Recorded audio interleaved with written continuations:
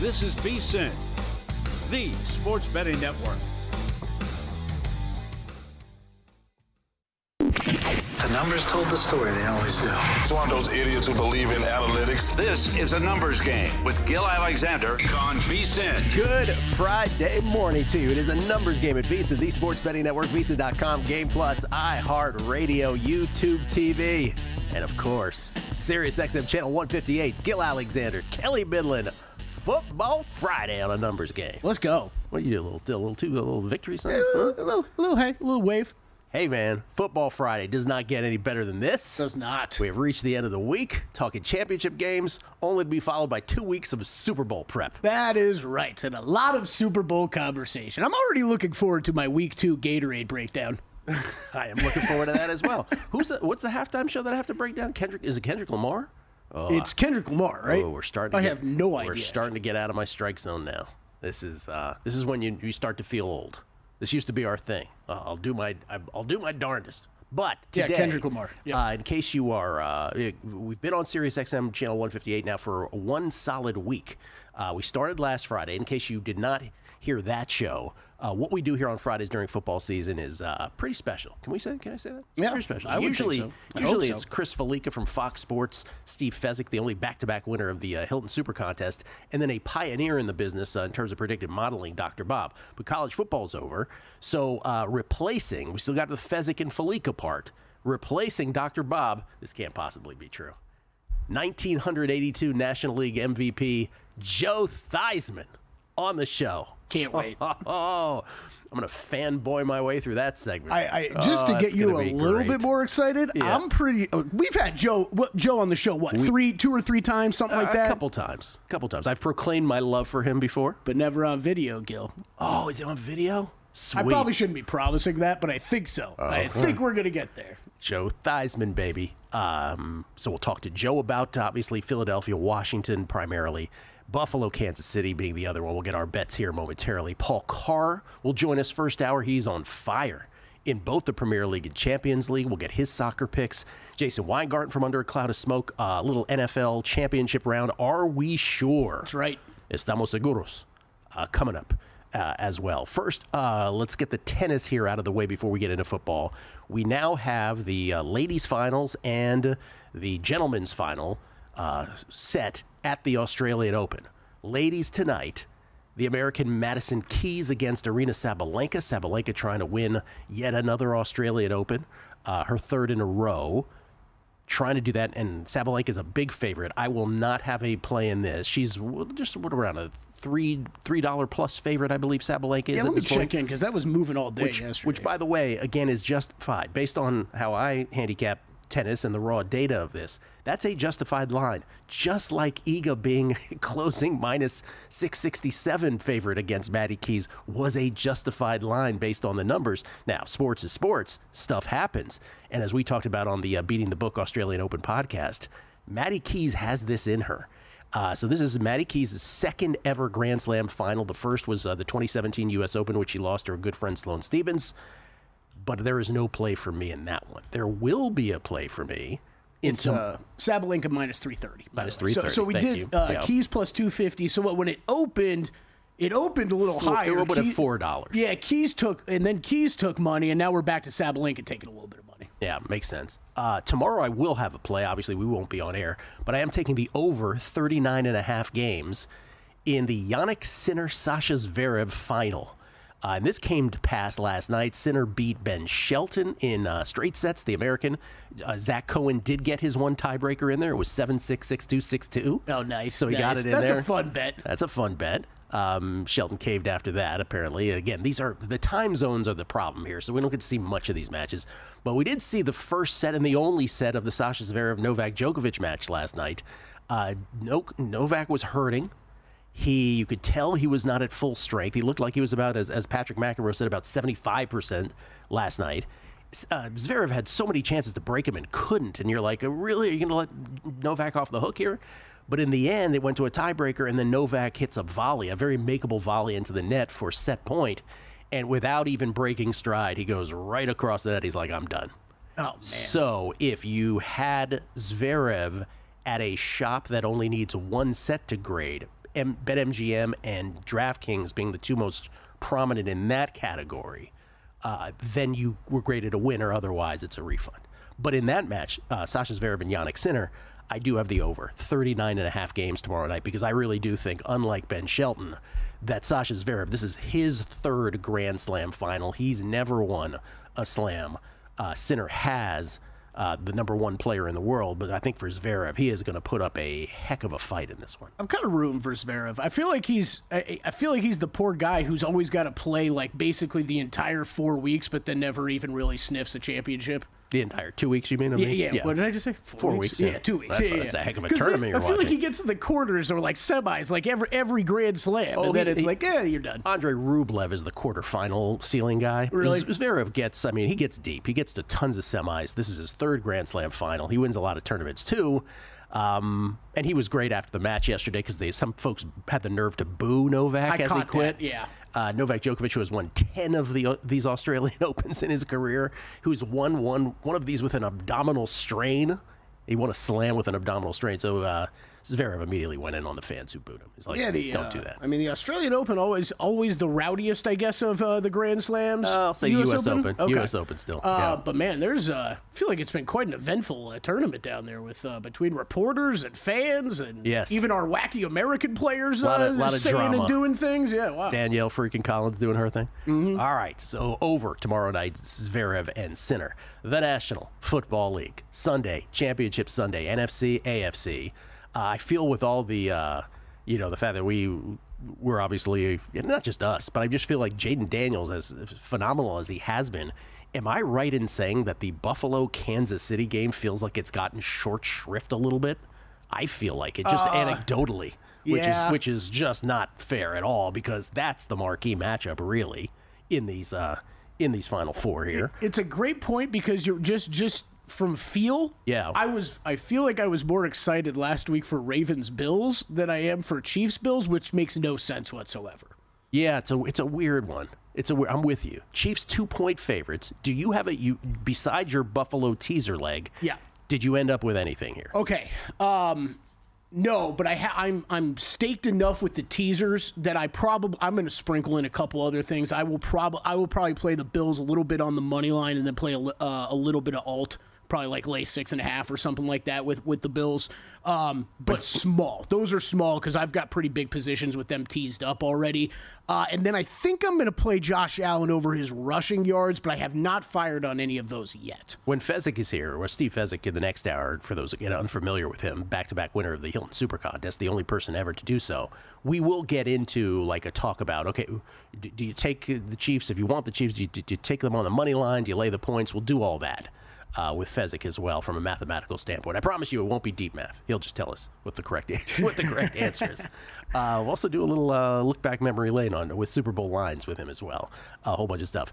And then Washington, Philadelphia. I mentioned earlier this week I took Washington on the money line like I did against the Lions again with Washington because of Dan Quinn's propensity to go for it on fourth down, knowing that he has boy wonder under center, Jaden Daniels. And again, I push back on that narrative that some folks had. Oh, it's the luckiest team of all time. No, it's not. It's fourth and short all the time, and the kid just keeps getting them, and he couldn't look more comfortable. It's not like it's a team that's been going for it on 4th and 7 or 4th and 8. It's not that kind of team. So I took them again here on the money line because of that variance that exists with converting fourth downs. I also did add, Kelly, them with the points, +6. No surprise here. And again, I can be accused of being a homer this week. I get it. Keep in mind, it was Brian Grayson, lifelong Philly fan who's listening since the Betting Dork days. He says to me, he goes, I've always wondered what it would sound like listening to you when the Washington football team actually mattered this late in the season. It's not. It's the first time as an adult they've ever mattered. So, so I'm on Washington. Money line and Washington plus the points. Can I ask you a staking question when it comes to this? Because usually I think a lot with the dogs, it's, whether I'm betting NBA, NFL, if I'm taking points and playing a money line, it's a 75-25 split, something like that, or 80-20, or even higher on the spread.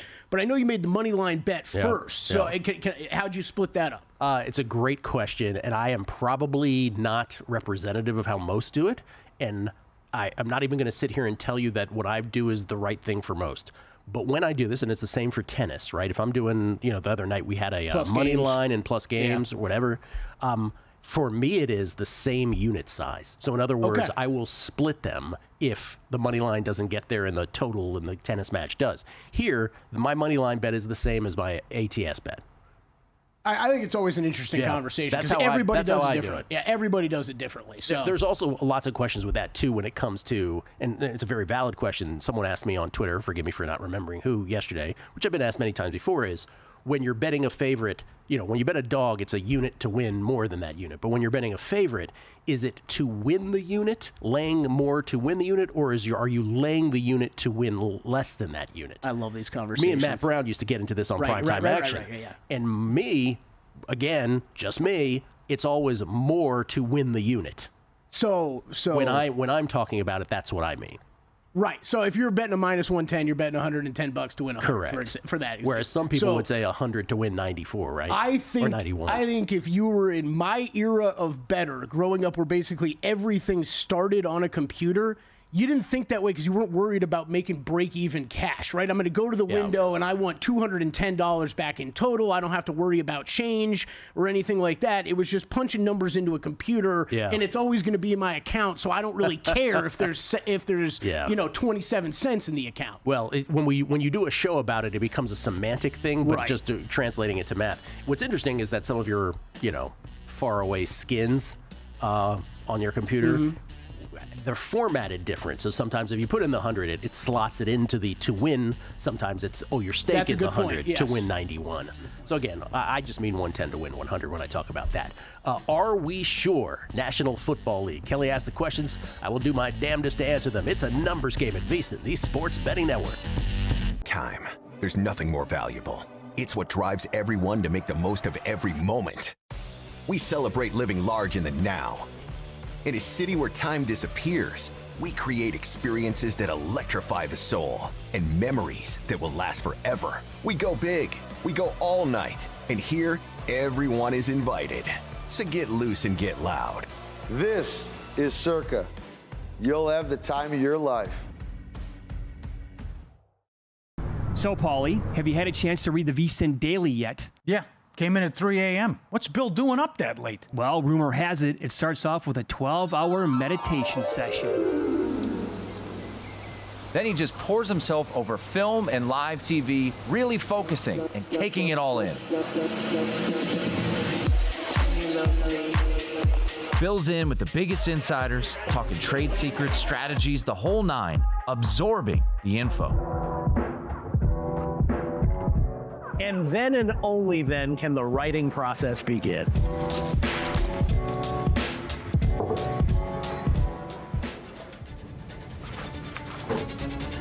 In Las Vegas, Bill's late night becomes your early morning. Wake up to the very latest betting insights in your inbox with the VSiN Daily. Sign up for free at vsin.com/newsletter. Coming up on the next Follow the Money, it's a Football Friday as we preview both conference title games with plenty of picks and props. Pro bettor Chris Massero, who called this in August, that Washington could make a deep playoff run and possibly win the NFC. He'll explain will he hedge and also his reasons for backing Washington in the summer. Nigel Seeley with picks and also Mike Somich, picks and props as well. Follow the Money weekdays, 4 to 7 Eastern on VSiN, the Sports Betting Network, and now Sirius XM, Channel 158.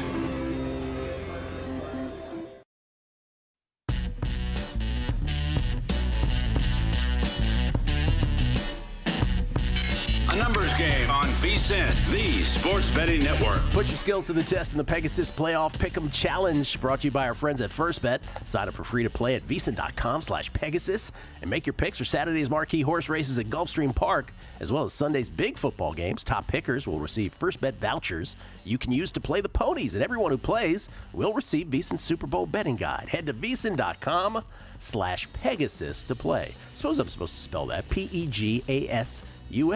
Not sure if everybody knows Pegasus right off the top. What do you think?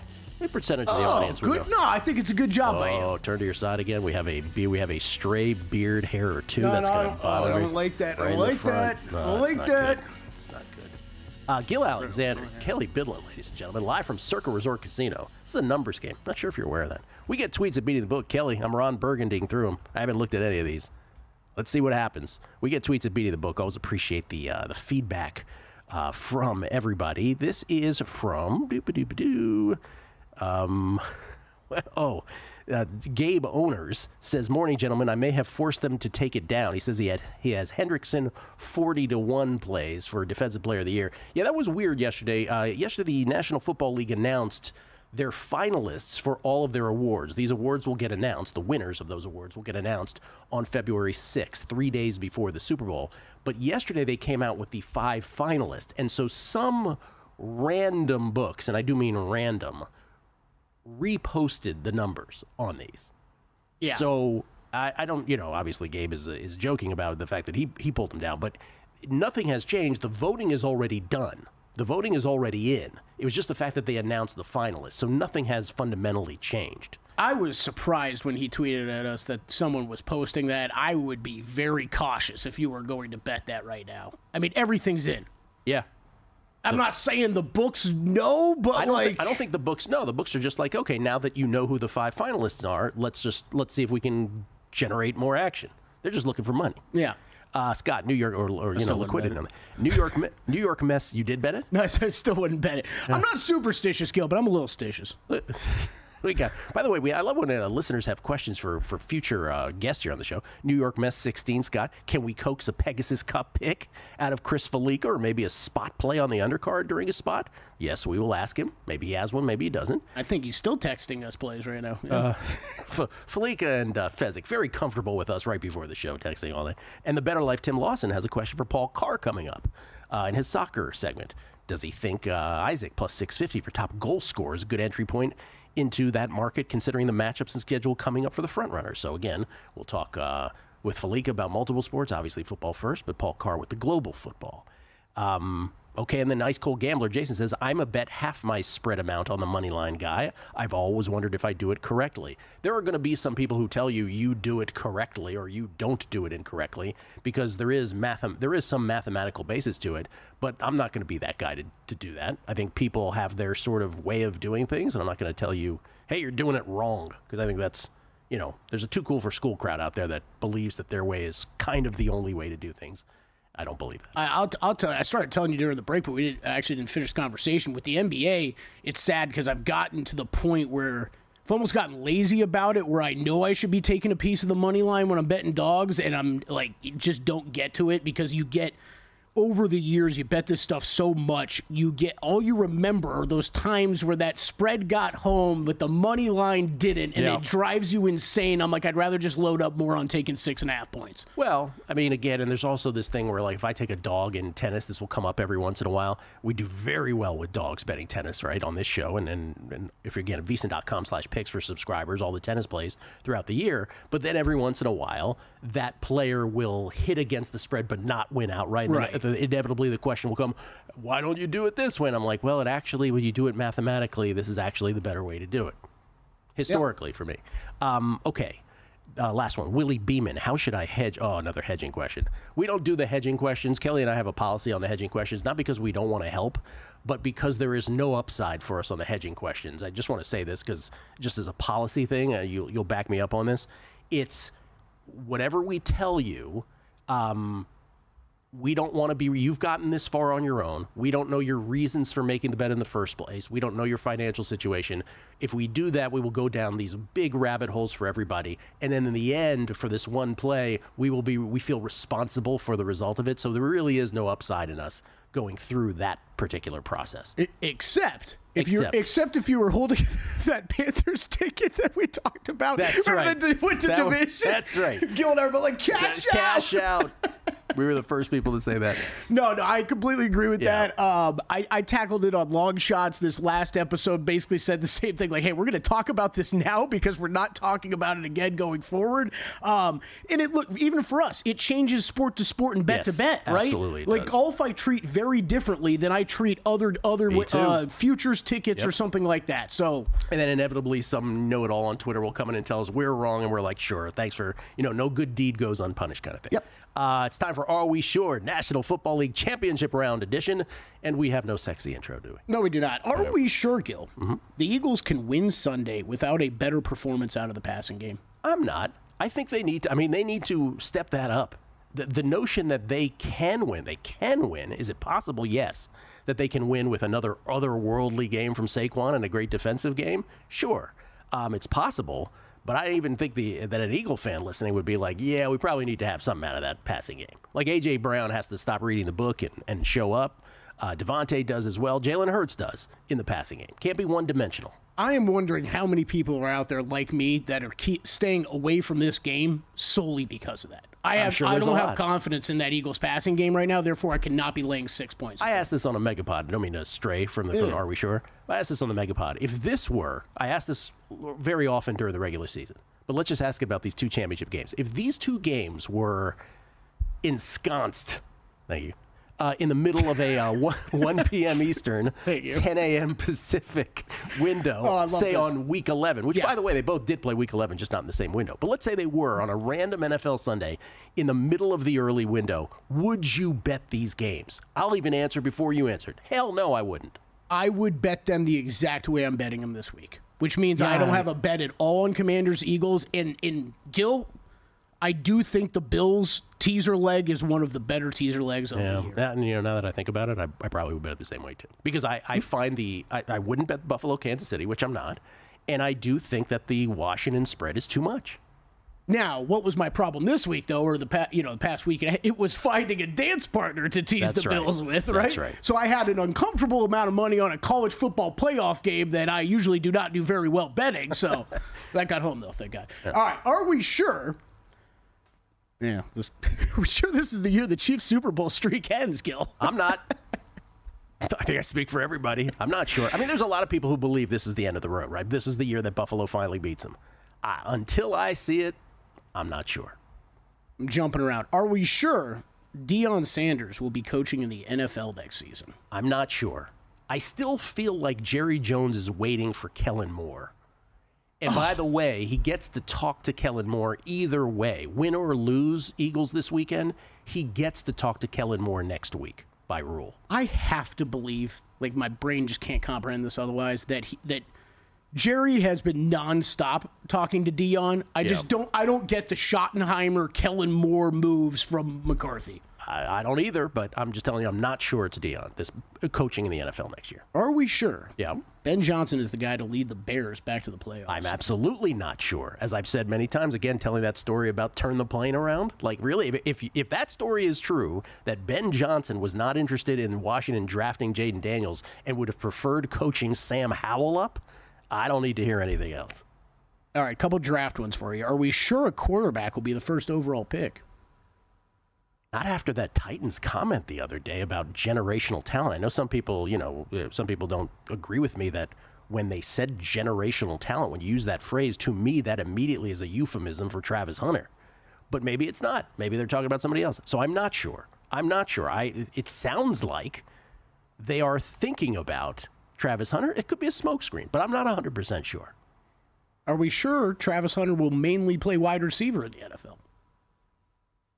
Oh, that's a great question. I think so. Though I remember there was a moment this year where someone was saying, oh, no, he played cornerback more than wide receiver. No, I think he'll play more wide receiver. I'm sure about that. I think I feel like we've all said that we think that. I've said this, I've heard others say it. I think it's wide receiver because you've got an opportunity to make more money there. That's right. From his perspective, he'll be like, yes, I'm a wide receiver, please. And then they'll sprinkle him in at corner when necessary. Yeah, when you need a fourth, fifth DB on the field, I think that's how we see him. But I'm sure about that one. It's just weird that we think he's going to go so high and we don't really even know how he's going to be utilized yet. Okay, are we sure the Chiefs should be the favorite to win the Super Bowl next year? Next year? Yeah. Odds are out. Just curious, does Patrick Mahomes still play for them next year? He does, right? So what are we talking about? Yeah, sure. It's fine with me. I mean, I'm not sure about that. But again, if Patrick Mahomes wins the Super Bowl this year, then of course he should be. Because what are we talking about anymore with the Ravens historically great or Ravens in San Francisco historically great last year? I'm ambivalent about that one. All right, one more just to fire up Gil. Are we sure Iga Swiatek is the best women's tennis player in the world? 100,000% she is. Again, I have access to the data. Trust me, she is. 5 majors, 22 titles at the age of 23. Just behind Serena's pace. She's the best. Trust. Coming back, Paul Carr on soccer. It's a numbers game at VSiN, the Sports Betting Network. And they're off.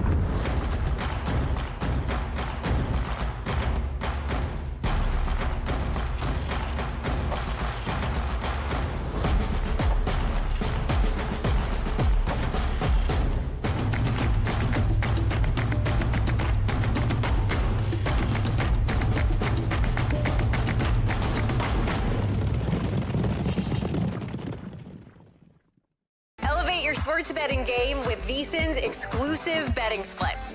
Stay ahead with real-time market trends and track bet percentages on any matchup, then uncover the edge by comparing them to the amount of bets placed to find out where the sharp money is headed. Upgrade to VSiN Pro to access betting splits, live odds, line moves, power ratings, and in-depth game analysis. Go to vsin.com/pro to join VSiN, the Sports Betting Network.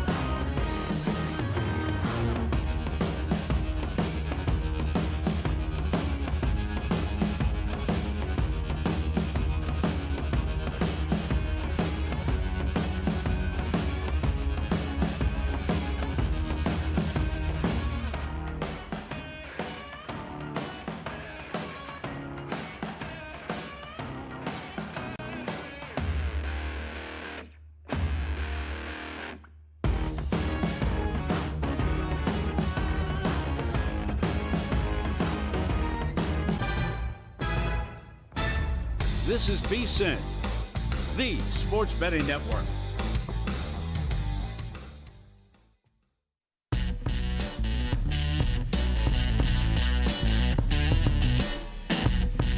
A numbers game on VSiN, the Sports Betting Network. So do I say to Joe Theismann, I love you, or I'm in love with you? Oh, sorry. Start making smarter bets today with a VSiN Pro subscription. Sign up now and save 25% off an annual subscription with promo code ANG. Dominate football playoffs and beyond with instant access to our daily best bets from top analysts to help you cash in on the conference championships, exclusive betting splits from DraftKings and Circus Sportsbooks to uncover where the smart money's going, 24/7 access to our live video stream and on-demand show replays, plus our upcoming Super Bowl betting guide, March Madness betting guide, and year-round strategies for every major sport.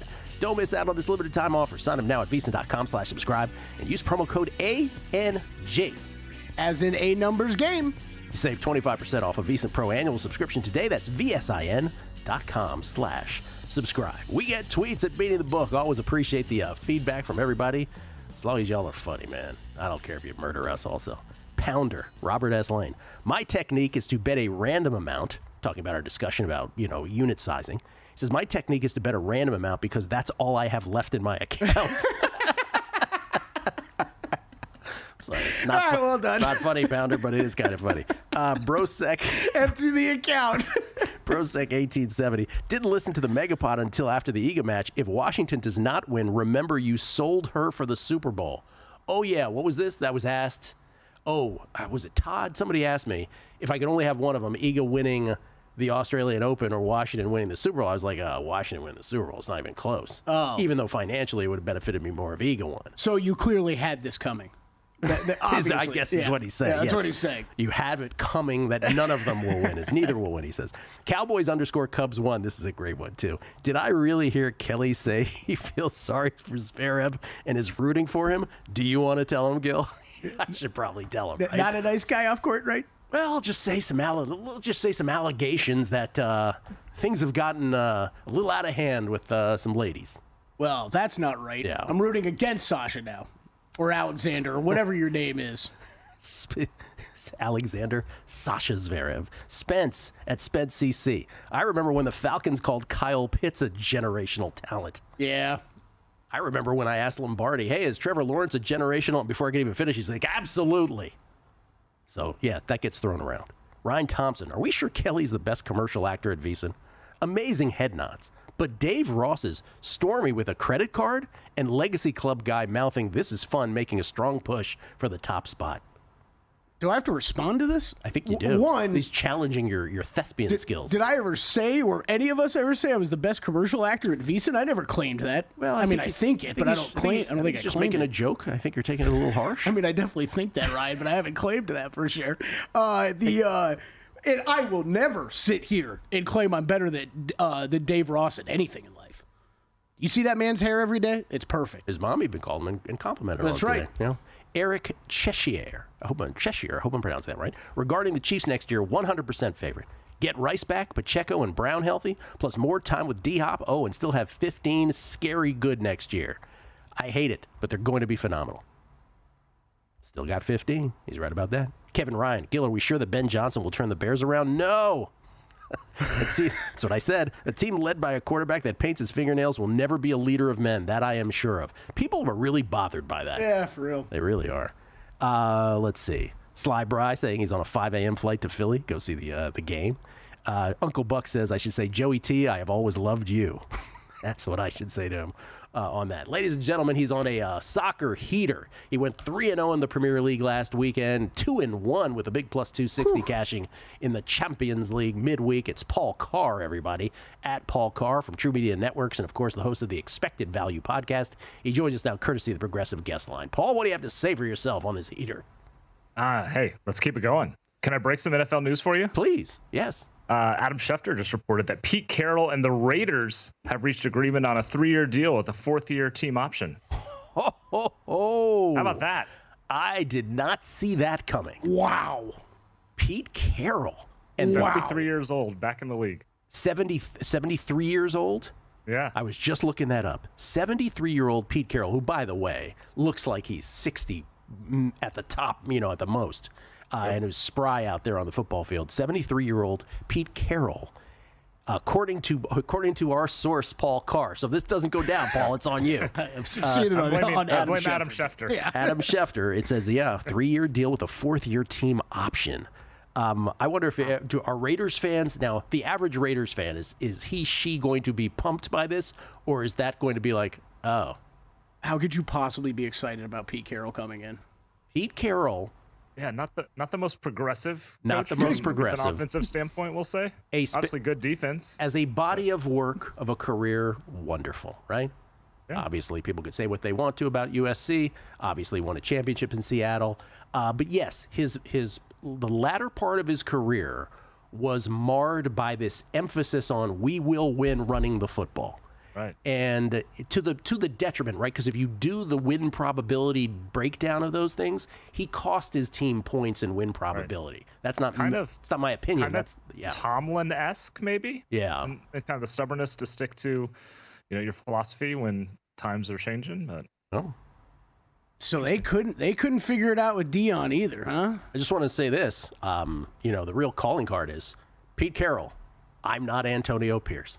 I think that's kind of the selling point. It is very much a pendulum swinging. Yeah. Pete Carroll. I'm not Antonio Pierce. Would you like to take some listener questions? We have not one, but 2 listener questions for you, Paul. Oh, boy. Let's go. First of all, the one that I had mentioned earlier. This is from Tim Lawson from The Better Life, who always chimes in with a soccer question. I'll repeat it from him, which was about a certain market. He says, does Paul think Isaac plus 650 for top goal scorer is a good entry point into this market, considering the matchups and schedule coming up for the front runners?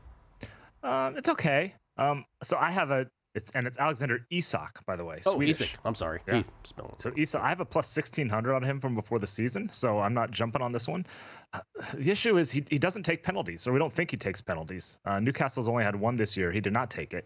And like Mo Salah, whom he's chasing, has 5 penalty goals this year, and that's tough to make up.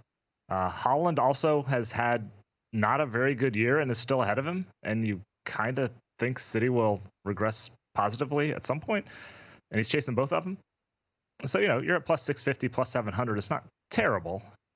He's probably the one I would pick if I had to pick somebody that wasn't the top 2, but it's not something I'm rushing out to play. And we're talking Premier League, just to clarify for folks. Yeah, Premier League Golden Boot. Bruce Dobiggin for Paul Carr. Hurricane winds and storms across the UK this weekend. Does he factor weather into his picks? I mean, generally, you would be inclined to take unders because it's just messy, and I don't know. But I've seen it the other way too, where it's slick, guys are falling everywhere, the ball slides through, players rush on. So it's something. So yeah, I would lean unders in those conditions in general, although I do have an over coming up here. Okay. What a great Kevin Roth question. At what mile per hour winds does it affect a cross from one side of the field to the other? And Kevin Roth's answer with the NFL was over 15 miles per hour. Yeah, about with what the I would NFL. say. Yeah, with the NFL. Okay, let's get to the picks. Premier League, you got 2 tomorrow, you got 1 on Sunday. Yep. So we'll start tomorrow. Arsenal, 1-0 against Wolverhampton. This one's tomorrow. Arsenal's got the best defense in the Premier League. Now, they won't have Saliba, one of their best defenders. He's out injured, but the numbers still look great, and Wolves is still a mess. They changed managers. They're trying to avoid relegation, but they're still in 17th place, only out of the relegation zone on goal difference. Mateus Cunha, who's their left winger, who's maybe the best left wing in the Premier League this season. I don't know, not quite on the outs, but there are discussions about his future, we'll just say. So we're not totally sure what kind of form or if he'll even play here, and Wolves hasn't been able to score much lately. Arsenal would love a 1-0 win here. Go in, get a goal, close up shop, get out with 3 points. So Arsenal win to 0, plus 145 is a pretty good price for it. Now, reminder, Gil, that is the Wolverhampton Wanderers that go by the Wolves. Sure. Arsenal win to 0. By the way, from the old Chrissy Andrews, my Mishpucha story, what is nil? Nil equals 0. For those who might not know, again, listening on Sirius XM. English 4-0. English 4-0. Win to 0. Arsenal, again, holding Wolverhampton to 0 goals at plus 145. Then a double chance. Explain the double chance to us. Double chance or plus half a goal. Same bet. Sometimes the prices will vary even at the same book, which is weird. I have the Chelsea double chance at Man City. We're back on this train, at least momentarily. Man City has the illusion of being back. They've won, I think, 4 of their last 6. But the teams they beat there, they beat Leicester, they beat Ipswich, they beat something called Salford City in the FA Cup. They're in England's 4th division. And then they were up 2-0 on PSG midweek and lost 4-2. So City, firmly not back in my mind. Chelsea, one of the better attacks in the Premier League all season. I think even going on the road, they can get a point, a win or a draw. I don't hate the draw price at plus 300, but I'm going with the double chance at minus 130. Okay. And then Sunday, we have a total. Yeah. Fulham and Manchester United over 2.5 at minus 120. Manchester United really scuffling this year. Their new manager, said this might be the worst Man United team ever. Might be a slight exaggeration, but they're doing things that hadn't been done at the club in like 130 years. Fulham, not quite a high-powered team, but they tend to crank it up at home. 8 of their 11 home games have had 3+ goals. United's defense has been leaky all season, giving up really good shots, and especially so the last few games. I expected this price to be a lot closer to minus 150. I got it at minus 120 for over 2.5. All right, Saturday, Arsenal win to nil, plus 145. Always shop around at Wolverhampton. Chelsea, double chance, minus 130 at Man City. And then Sunday, Fulham, Man U, over 2.5 goals. Paul Carr's 3-pack of Premier League picks. Thank you, Paul. Welcome. Go Commodes. Go Commodes. Even though we don't call them that anymore because they're pretty darn good. Thank you, Paul. Appreciate it. At Paul Carr on Twitter, CARR. Got a good thing coming. Just wait and see. It's a good.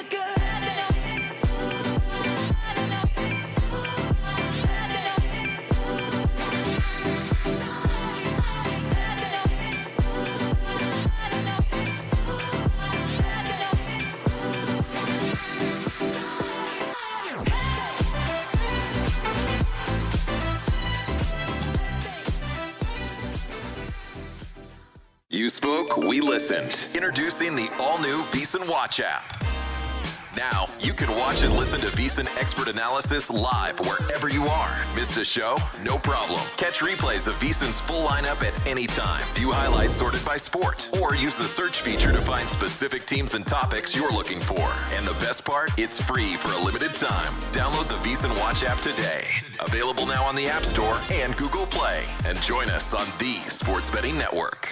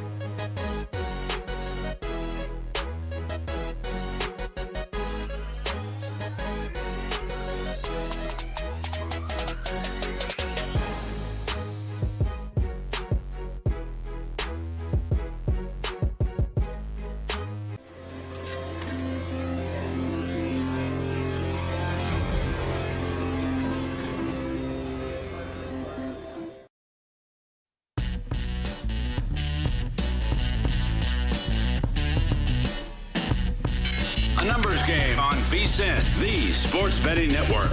Terrific as Kelly's naming random 90s actresses. Eliza Dushku?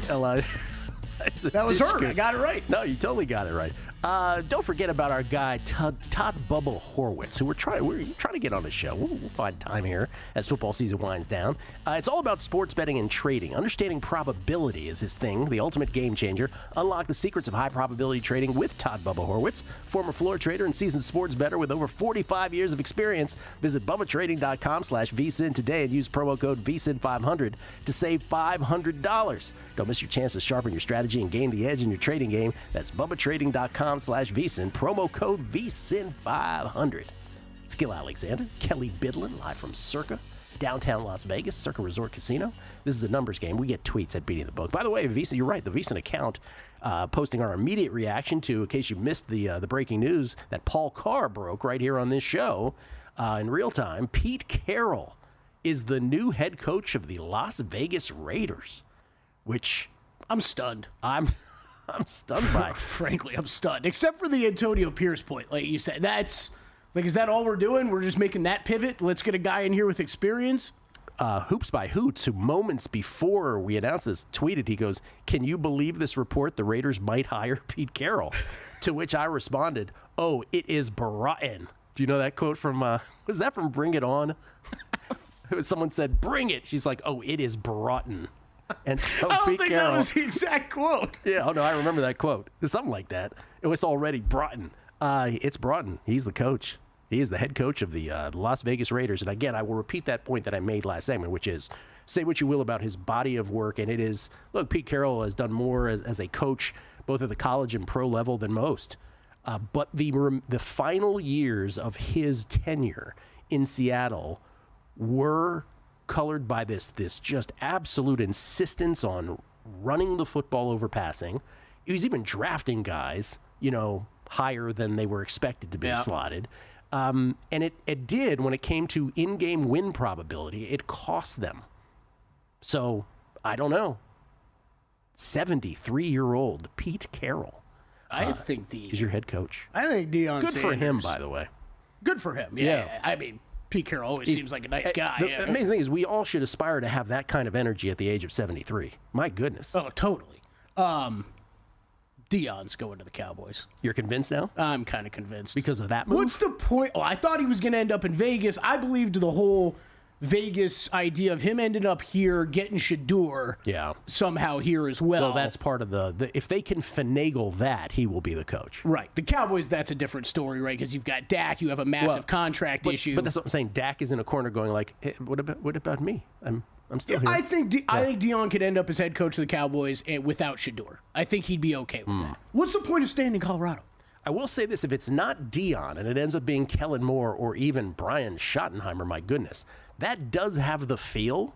If it ends up being Brian Schottenheimer specifically, but also Kellen Moore to some extent, but Schottenheimer for real, which is the feel of that would be, I'm Jerry Jones, I'm here with my sons, and at this point, we don't even care who the head coach is. I mean, seriously. Either one of those to me, Gil, would be worse than Pete Carroll, actually, because at that point, I don't understand why you move on from Mike McCarthy then.